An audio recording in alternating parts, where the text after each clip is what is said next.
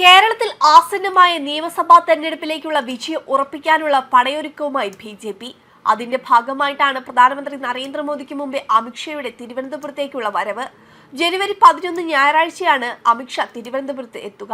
എല്ലാ മണ്ഡലങ്ങളിലും ശ്രദ്ധ കേന്ദ്രീകരിക്കുന്നതിന് പകരം വിജയ സാധ്യതയുള്ള മണ്ഡലങ്ങളിൽ കൂടുതൽ ശ്രദ്ധ നൽകിയുള്ള പ്രവർത്തനത്തിനാണ് ബി ഇക്കുറി മുൻതൂക്കം നൽകുന്നത്. മിഷൻ 2026 35 സീറ്റുകളിലാണ് ബി പ്രധാനമായും കണ്ണുവെക്കുന്നതെന്നാണ് വിവരം. കഴിഞ്ഞ തെരഞ്ഞെടുപ്പുകളിൽ ഒന്നാമതും രണ്ടാമതും എത്തിയ മണ്ഡലങ്ങളും കാര്യമായ നിലയിൽ വോട്ട് നേടിയ മണ്ഡലങ്ങളുമാണ് ഇവ. ഭരണം പിടിക്കുന്നതിനപ്പുറം 2026 കേരളം ആര് ഭരിക്കുമെന്ന് തീരുമാനിക്കുന്ന നിലയിൽ വളരുക എന്നതാണ് 35 സീറ്റുകളിൽ വലിയ ശ്രദ്ധ വെച്ചുള്ള ബി തന്ത്രം.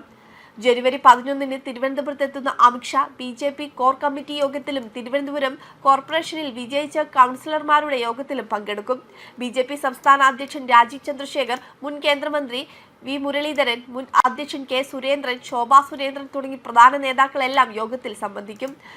അമിത്ഷായ്ക്ക് പിന്നാലെ പ്രധാനമന്ത്രി നരേന്ദ്രമോദിയും തലസ്ഥാനത്തെത്തും. ചരിത്രത്തിൽ ആദ്യമായി തിരുവനന്തപുരം കോർപ്പറേഷനിൽ ബി ഭരണം നേടിയതിൽ തലസ്ഥാനത്തെ ജനതയെ അടക്കം പ്രധാനമന്ത്രി അഭിസംബോധന ചെയ്യാനുള്ള സാധ്യതയാണ് കാണുന്നത്.